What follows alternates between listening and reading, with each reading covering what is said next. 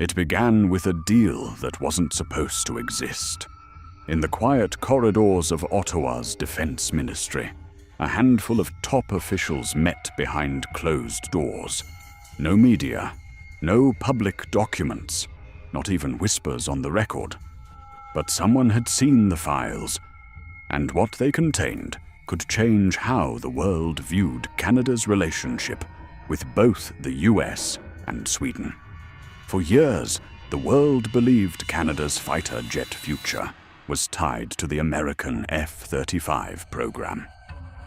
Billions were already set aside, contracts signed, and military officials proudly spoke of strengthening ties with our closest ally. But in the shadows, something else was happening. While the public narrative spoke of American technology and shared defense strategies, inside a restricted room, Canadian defense analysts were studying something. Scandinavian. It started with a simple question. Why were smaller nations outperforming their larger counterparts in aerial efficiency? Sweden's Gripen E had quietly been making headlines, not for being the most expensive, but for being the smartest, cheaper, adaptable, and engineered for independence. For Canadian engineers, that word, independence, meant more than performance. It meant control, something the F-35 deal would never truly offer. Unofficially, an internal study was launched, disguised under an unrelated name. Officially, it didn't exist. The task was simple. Compare operational costs and data integrity between the Gripen E and the F-35. But what they found was not what they expected. The Gripen, despite its lower cost, could integrate with Canada's existing systems without American oversight. It didn't require encrypted codes from Washington to function at full capacity. The more they learned, the more uneasy they became about what the F-35 truly represented. Late-night emails, encrypted messages, and private briefings between Canadian defense scientists and Swedish engineers followed. Everything had to remain hidden. Even a single leak could provoke diplomatic chaos. For months, technical data was exchanged under the radar, labeled as simulation metrics. But behind those numbers was something far more strategic. An alternate path for Canada's air defense future, one where Ottawa could finally act without permission from Washington. Then came the twist. A senior American liaison discovered discrepancies in Canada's procurement communications. Certain coded exchanges didn't match with known F-35 project identifiers. Quietly, a probe was launched, and within weeks, high-level officials in Washington were asking questions no one in Ottawa wanted to answer. By the time the rumors reached the press, it was already too late.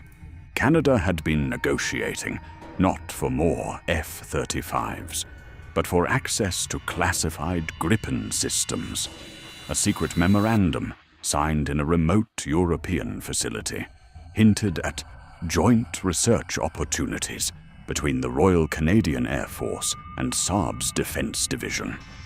To the outside world, it looked like a harmless collaboration. But those who read the fine print knew it was much more. The foundation of a secret fighter program hidden in plain sight. Inside Parliament, very few knew what was truly unfolding. A former intelligence analyst later claimed that certain Gripen components were being quietly tested on Canadian air bases under the codename Project Northwind. If true, it meant Canada had already started developing a hybrid air defense network, combining NATO protocols with Gripen technology, something completely outside US control. But as the pieces started fitting together, one man's sudden disappearance sent shockwaves through the defense community.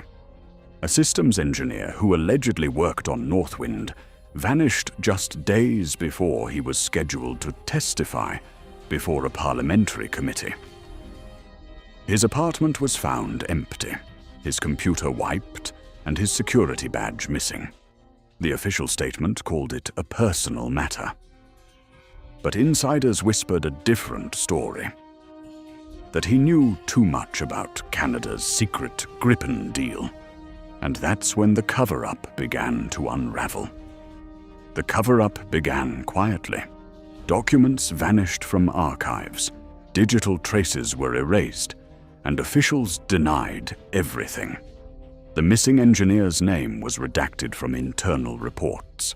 Even those who worked beside him were ordered not to discuss his status. But in the digital age, secrets never truly die. And soon, pieces of hidden data began surfacing.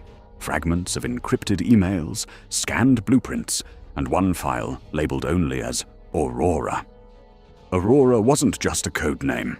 It was the operational alias for a secret Canadian-Swedish joint project. One meant to modify the Gripen E's systems for Arctic warfare. The plan was brilliant, yet dangerous. Create a version of the Gripen capable of surviving extreme polar conditions, optimized for long-range patrols and independent missions without US satellite guidance. A fighter made to defend the North, with no strings attached to Washington. For decades, Canada had depended on American technology to patrol its Arctic skies. Aurora would end that dependency forever, but not everyone was on board. Within NATO, whispers of Canadian deviation began to spread. Intelligence intercepts suggested that US defense contractors were furious, calling Ottawa's actions a betrayal in progress. Washington feared that if Canada successfully developed an independent fighter system, other nations might follow, shattering the F-35 monopoly. Behind closed doors, pressure mounted. American envoys met Canadian ministers in discreet settings, warning them of long-term diplomatic consequences. Still, a handful of senior officials refused to back down. They believed in Aurora. They believed Canada deserved technological sovereignty. Among them was a defense strategist, known only by his initials, DH. According to leaked cables, DH coordinated secret meetings in remote air bases across northern Canada, where experimental Gripen variants were tested under extreme winter conditions. These tests, conducted under the guise of joint exercises, were said to involve Swedish pilots flying side by side with Canadian air crews, without any formal acknowledgement by either government.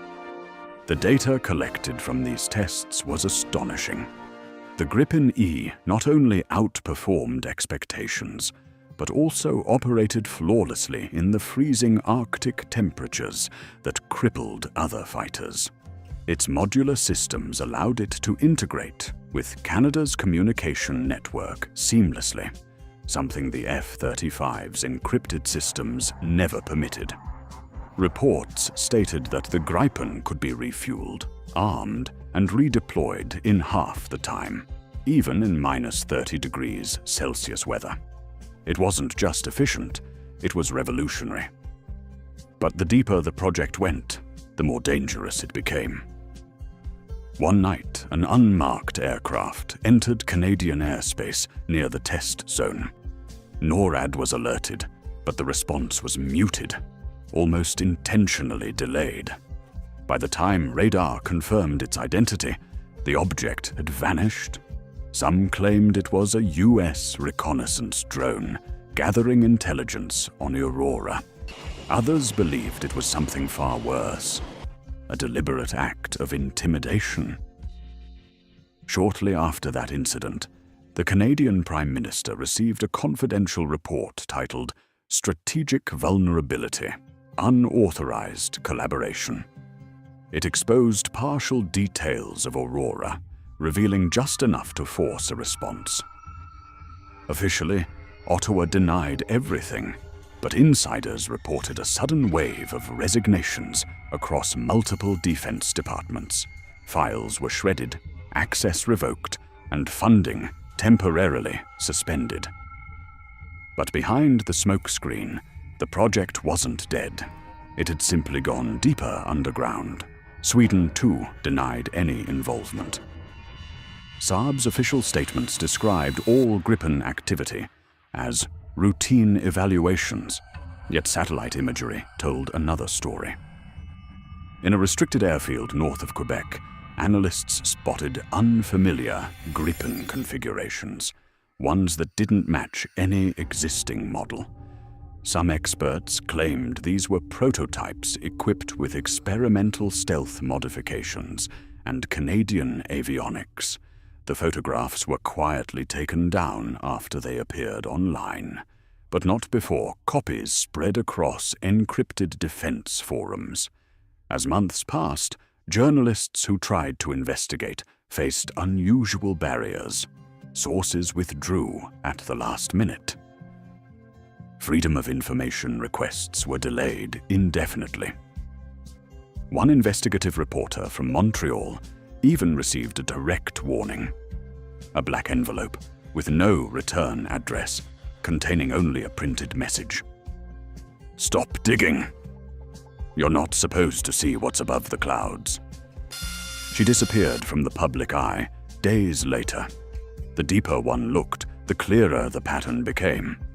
Someone was pulling strings to keep Aurora buried. But every secret has a crack, and that crack came when an internal memo, accidentally forwarded to a civilian contractor, contained a chilling line. Gripen CER variant, ready for Phase 3 Arctic trials. Coordination with Swedish counterparts confirmed. The leak spread like wildfire through defense circles. Within hours, international media demanded answers. Ottawa remained silent. Washington was furious, and Sweden just smiled. Because by then, the world had already realized something extraordinary. Canada might have just built the first fighter in modern history capable of defying American control. But no one knew how far they'd go to protect that secret. By the time whispers of Aurora reached the international press, it was already too late. The operation had moved beyond secrecy. It had become survival. Behind the walls of an abandoned military facility in northern Manitoba, technicians worked day and night on what was now being called Phase 3. The goal: integrate an advanced data fusion core that could allow the Gripen CA to operate independently from NATO's centralized command systems. In essence, Canada was creating an autonomous fighter, one that answered to no one. The engineers knew the stakes. If discovered, the project wouldn't just cause political tension, it could fracture Canada's defense alliances. But those inside believed they were part of something greater: the creation of the first truly independent Western fighter jet in modern history. A machine not owned by superpowers, but by strategy, innovation, and necessity. Yet, as history often proves, freedom has a price. One cold February morning, a transport convoy carrying sensitive hardware to the Manitoba site vanished. The official report cited blizzard interference, but leaked data told another story. Satellite tracks showed an unidentified aircraft tailing the convoy moments before communications was lost. Days later, fragments of the missing crates were found, burned, twisted, and coated with a metallic residue. Someone had intercepted the shipment, and they wanted Aurora destroyed. Within hours, Swedish defense officials held an emergency call with Ottawa. Their words were careful but urgent. They know. No one said who they were, but everyone understood. U.S. intelligence had found proof. Sources inside Washington claimed a classified Pentagon briefing referred to unauthorized modifications to foreign aerospace assets, language eerily consistent with the Gripen CA files. A diplomatic storm was forming, and Canada stood right at its center. The Prime Minister's office was divided. Some demanded the project's immediate shutdown to preserve U.S. relations. Others argued that surrendering now would mean losing years of innovation, and Canada's last chance to be independent in aerial defense. The arguments grew heated.